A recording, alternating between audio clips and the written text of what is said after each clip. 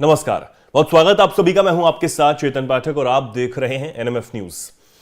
चीन अमेरिका को अब आंख दिखा रहा है लगातार। ये सब हम सब जानते हैं कि चीन जो है वो किस तरीके से अमेरिका को पछाड़कर सुपर पावर बनना चाहता है, लेकिन इस बार जब अमेरिका में 47वें राष्ट्रपति के तौर पर डोनाल्ड ट्रंप ने शपथ ली तो उसके बाद कहीं ना कहीं उनकी स्ट्रेटेजी में बदलाव नजर आया। जो आक्रामक बिहेवियर हमेशा से अमेरिका की तरफ से चीन के खिलाफ रहा है, उसमें कहीं ना कहीं हमें बदलाव देखने को मिला जब राष्ट्रपति बनने के बाद जो ट्रंप हैं उन्होंने सबसे पहला फोन चीन के जो राष्ट्रपति हैं शी जिनपिंग को मिलाया। अब दुनिया इससे हैरान थी कि आखिर ये हुआ क्या है, ये स्ट्रेटजी में बदलाव क्या है, क्या इस तरीके से ये कूटनीति करके चीन को अपने कब्जे में ट्रंप कर लेना चाहते हैं। जो भी कुछ इस पीछे की वजह हो, ये तो कहीं ना कहीं अपने अपने तरीके से अंदाजा लगाया जाने लगा है। लेकिन चाइना से अब अमेरिका को एक तगड़ी कहें चेतावनी सामने आई है। जो धमकी है वो कहीं ना कहीं से माना जा रहा है। खबर यह है कि जो चाइना के विदेश मंत्री हैं वांग यी, उन्होंने अमेरिका के विदेश मंत्री मार्को रूबियो से फोन पर बातचीत की। अब कल हुई बातचीत में उन्होंने कई चीजों को लेकर साफ तौर पर अमेरिका को संदेश दे दिया। उन्होंने सबसे पहले तो यह साफ कर दिया कि ताइवान जो है वो चीन का ही हिस्सा है, यानी कि चीन ताइवान को अपना मानता है और आने वाले समय में उसे पूरी तरीके से उस पर कब्जा भी कर लेगा। उन्होंने साथ ही कहा कि चाइना से ताइवान अलग नहीं है और वन चाइना पॉलिसी को वॉशिंगटन ने अपनी सहमति दी थी, अपनी कमिटमेंट उसे दी थी और इसके साथ अब अमेरिका को पीछे नहीं हटना चाहिए। अमेरिका को इस पॉलिसी को मानना ही होगा और कोई भी इसे मानने से इनकार नहीं कर सकता, क्योंकि हम इसके लिए पूरी तरह प्रतिबद्ध हैं। यह चाइना की तरफ से कहा गया है और इसी के साथ कमिटमेंट अमेरिका को उन्होंने याद दिलाई और कहा कि अपना वादा अमेरिका को इस मामले में तो बिल्कुल नहीं तोड़ना चाहिए और इसका सम्मान जो है वो करना चाहिए। इसी का चीनी विदेश मंत्री जो हैं उन्होंने कहा कि अमेरिका को एक मेजर पावर की तरह व्यवहार करना चाहिए और अपनी उचित अंतर्राष्ट्रीय जिम्मेदारियों को उसे निभाना चाहिए।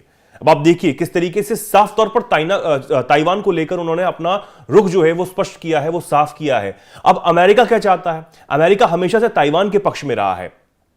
ये मैप आप देखिए कि कैसे ताइवान जो है वो साउथ चाइना सी में यहां पर है और पूरे साउथ चाइना सी पर जो प्रभुत्व है वो चाइना अपना जमाता नजर आता है और यहां पर जितने भी कंट्रीज हैं उनको वार-वार परेशान करता है। ये तमाम जो वहां पर देश हैं उनकी तरफ से कहा गया। अब अमेरिका क्या चाहता है? पिछली बाइडेन प्रशासन ने ताइवान में कई जो सैन्य कर्मी हैं और जो अपने हथियार हैं वो वहां पर डिप्लॉयमेंट वहां पर किया ताकि चाइना से उसे बचाया जा सके। ताइवान अपने आप को बचाने के लिए लड़ता हुआ नजर आता है, वो बार बार चीन से जूझता हुआ नजर आता है। ताइवान को डराने के लिए जो चीन है वो उसके आसपास मिलिट्री एक्सरसाइज भी करता हुआ नजर आता है। पिछले दिनों भी उसने एक मिलिट्री एक्सरसाइज जो है वो की थी और यह बताता है कि चाइना का ही दबदबा जो है वो वहां पर है और ताइवान भी उसी के अंडर आता है। अमेरिका हमेशा से ताइवान के पक्ष में है। ट्रंप भी यही कहीं ना कहीं चाहते हैं कि चीन जो है उसका प्रभाव जो है वो हर जगह इतना ज्यादा ना बढ़े। वो अपने आप को जो समझना चाहता है वो उस चीज को ना समझे।